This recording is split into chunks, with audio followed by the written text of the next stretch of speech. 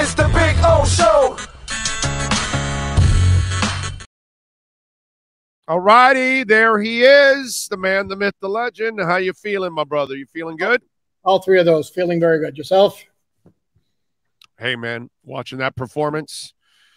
But I said, because during the game early on, some idiot tweets at me and says, "I'm so tired of watching the Dolphins come back."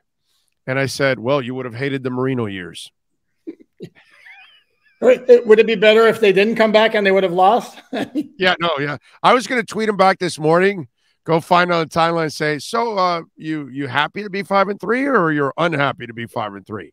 No, and they're down 14-0, and it's like the whole world's ending. It's like, Jesus, chill. Yeah, exactly. I go, so the Bills and the Ravens game didn't convince you, but you're afraid of the Lions?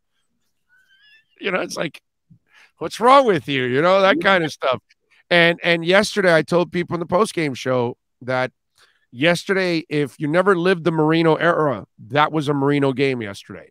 Defense not working, no running game, mistakes, and the only thing you can count on is the passing game. And the passing game had to go out there and carry them. So if you ever wanted to get a taste, I'm not saying Tua's Marino, stop. I'm just saying if you wanted to get a feel for what it was like during the Marino days, that was it yesterday. That was it. That's all I wanted to say.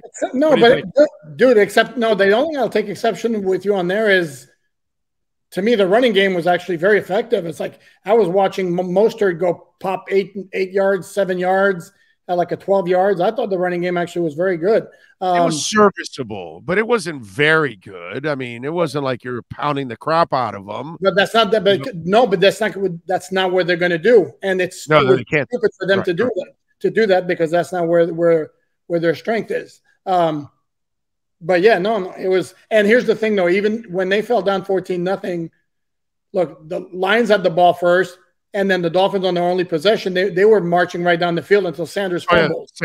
Yeah. So it was like, and you knew coming into this game, Lions were not gonna stop the Dolphins' offense. And there was never any indication in that game that it was going to happen. So even at 14-0 down, it's like, okay, 14-0 down. Yeah. No, I'm with you there, but it just, to me, reminded me a lot of the Marino days yesterday, where the offense just had to carry them and had to light it up. It just kind of gave me that memory, watching that yesterday. And again, watching Tua and this offense now, I mean, there is a level of confidence right now. They are playing at an like they are free flowing right now in that passing game. Well, they certainly did yesterday, and it was coming off like a so-so outing against Pittsburgh. If I'm going to be honest, yesterday they was like, I mean, it was like all over the place, and like I said, it was basically like even I'll tell you this, even. Like I did the 5 biggest plays of the game and the 4th down stop, or the 4th down stupid decision by Goff to throw deep when he needs 2 yards. It's like, even had the Lions gone down and scored, and unless there was 3 seconds left, does anybody really think the Dolphins wouldn't have marched right back down the field? Yep. They weren't getting stopped. I mean, like you said, everything was clicking. It was almost like, okay, we need a 7-yard pass to convert the 3rd down. There you go, 7 yards. And this is where the Dolphins, and Tua specifically, were really, really good. Yesterday was on 3rd down. Oh, man. Dude, how many times was that young man on 3rd down, and they kept converting? And, I mean, that was, to me, was incredibly impressive. And that's it. Not only did he slide and even threw the ball away and everything, but it looked like the whole thing was working for them. 3rd downs, and then he was also making the good decisions too with the football and getting rid of it. No, the only time he was 9 for 10 on 3rd down, and the only incompletion was the play where Connor Williams snapped the ball too early as he was walking forward to tell him something, and they had 2 flags, and it caused pressure immediately, so he had to chuck it. That's the only incompletion he had on 3rd down. So no, they were clicking fabulously on 3rd down. It was beautiful, man. Yesterday to watch that, and to watch the way this team has really come together and been able to, overcome. By the way, my stat is, I told you that the Jet guy did not count. So you see the stat is 7-0 stat is accurate. See. So now, but it was just one of those things that I was forecasting. That's all. It's just, you guys seem to have a problem with me forecasting things here on the show. I don't know what it is. I don't know what it is with all of you out there. You guys got to understand that I forecast these things. It's what it is sometimes. You want to actually include all the facts. No. That's not important. It's not important. I'm a copy editor, I have a background as a copy editor as well as a writer. So, as I got to have the facts. Is Tua one of the 5 best quarterbacks in the NFL right now? Certainly could make a case for it. Yep. Right now, yeah, you absolutely could make a case for it. And he's playing better than everybody they wanted to trade for him. Well, Deshaun Watson hasn't played, and Brady's he's also 45 years old and he's playing like crap. So he's playing better than those two. Yeah, I mean that's not No, I heard some clowns wanted to trade Garoppolo and I heard Garoppolo. Yeah, Garoppolo and Lamar Jackson also. So yeah. Lamar. Yeah, in Lamar's game to me, as I see him, has regressed a little bit. Early in the season, he was completely lights out, and now he's kind of regressed a little bit. When you force him into positions that he has to be a passer, that's where he's always going to struggle. So it's rearing its ugly. He also doesn't have wide receivers, if we're going to be honest about it. But having said that, there have been throws that have been there to be made, and he's been off target without question. Yeah, because that's who he is. That's who he's always been. He's not ever going to be an accurate quarterback. He's an athlete still trying to play that position, as I've stated for many, many, many, many years now. All right, trading deadline coming up. Mm-hmm. Defensive end, running back, safety, corner. What's the priorities? What do you think? Oh, to me, what remains corner. Well, the Bradley Chubb thing came up. I'm sure you're aware. It's been reported. Peter King had it that the Dolphins and the Jets apparently both very interested, and according to a GM per Peter King, willing to give up a first-round pick. Obviously, with the idea that you get an extension signed because he's playing. Yes. The question, and obviously he would be a major boost for the pass rush, which is really not getting it done. And part of it, if we're going to be honest about it, part of it is they haven't been able to blitz as much as they did the past 2 years because of the cornerback issues, which is where I think if you land a really good cornerback, no offense to Cater Kahu, I think that helps the pass rush immediately.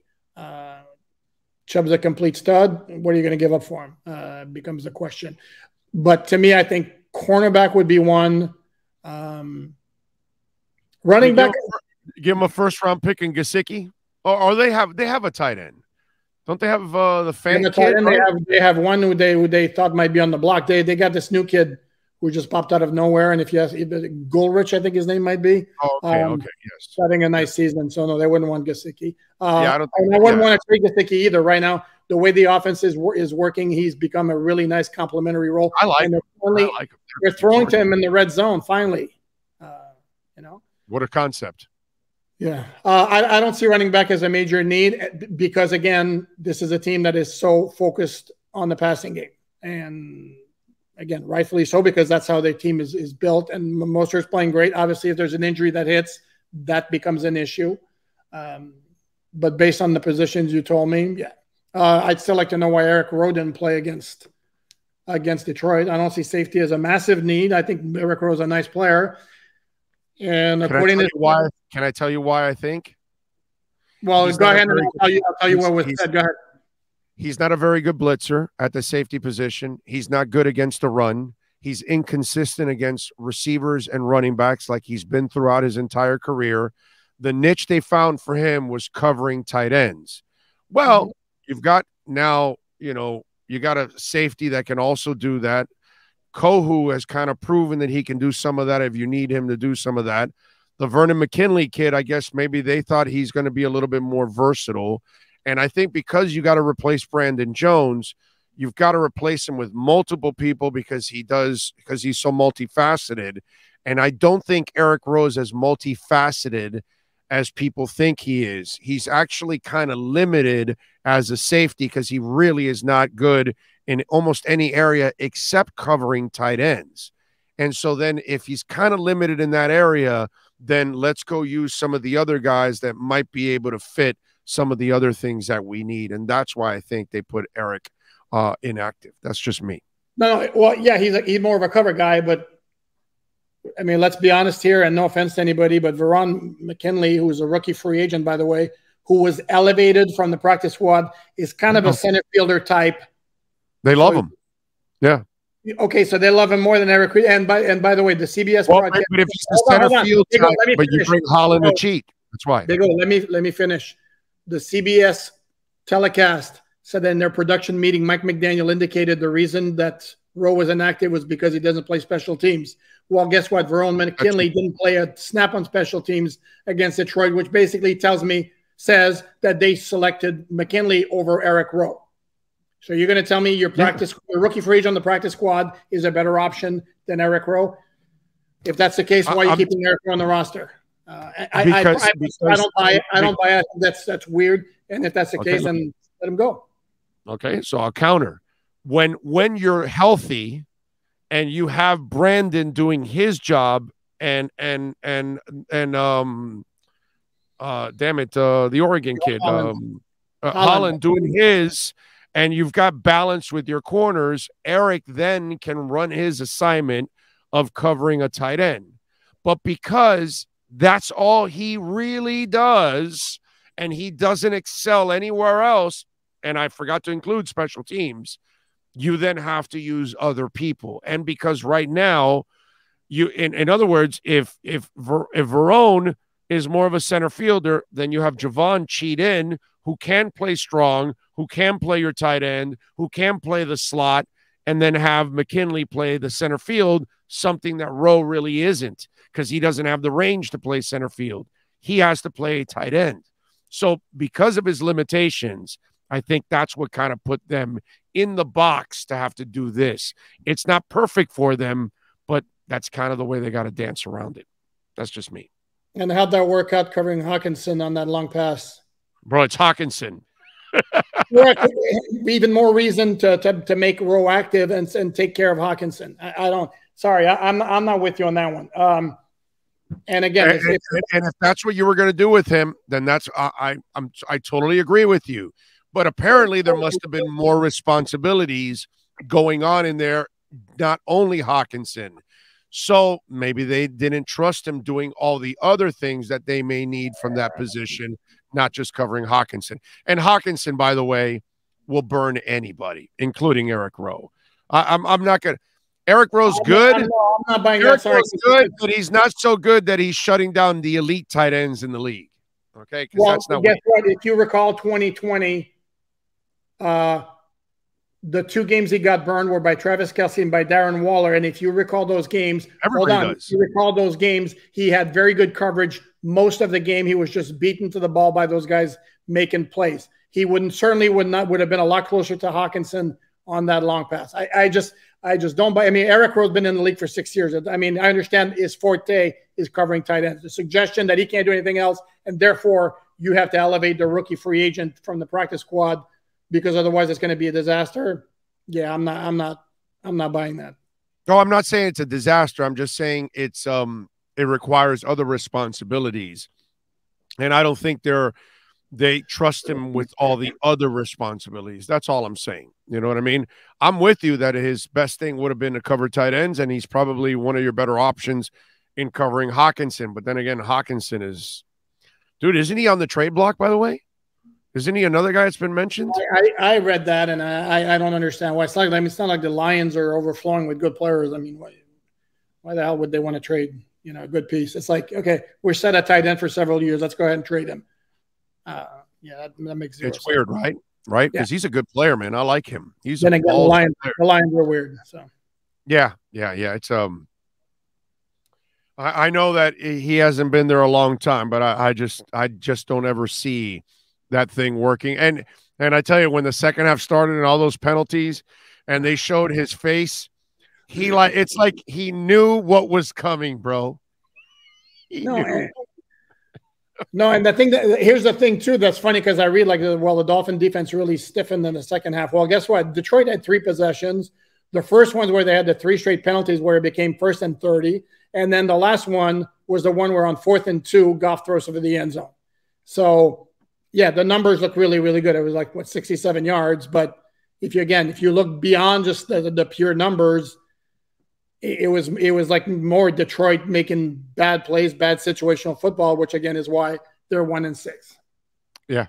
It was, man. That was you knew what was happening in that second half. How the Lions were just about to become, the Lions in that second half. Man. All right, so what are the percentages you think that they actually end up making the trade? The trade, you mean for Chubb? No, any trade. A trade. A trade. Yeah, it's actually turned into a different year. Usually it's very, very slow around the trading deadline. This year we've got several moves. I'd still say neighborhood of 50-50. I don't think it's a lock. I think I think 50-50 would be the way I would go about it. Okay. What do we know about Liam Eichenberg?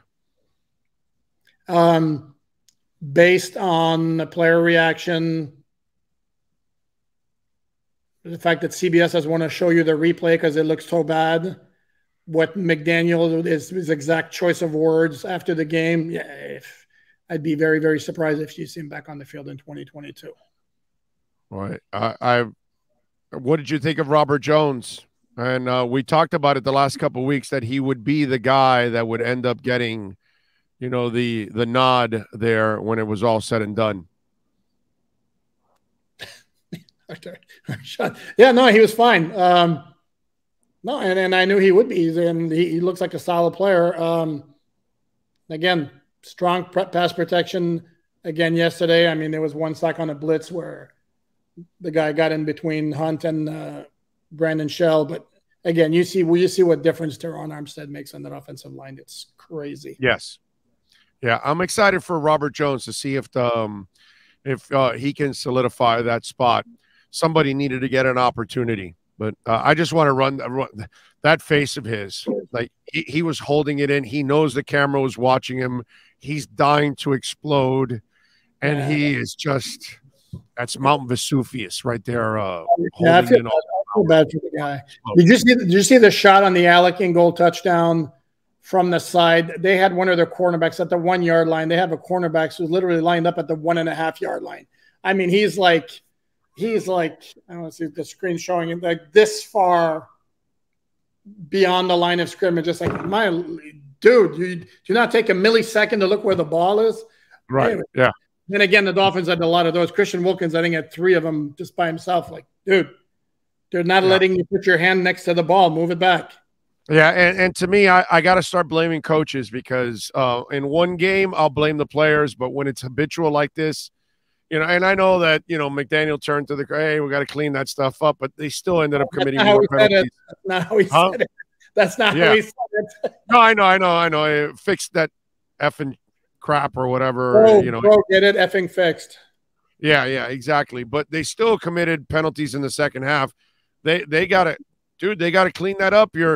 If you were a really good team with a monster defense and a running game and the passing game that you have, I wouldn't care that you make a couple penalties. You're going to be able to overcome it. But because you're not strong and also on special teams, by the way, which there's nothing special about those teams, dude, you got to play clean. Got to play clean. Well, they can get away with it against Detroit, but there will come a time on the schedule where they're not going to be able to get away with it. I'm with you there. All right. What are you working on alldolphins.com where every Dolphin fan needs to bookmark?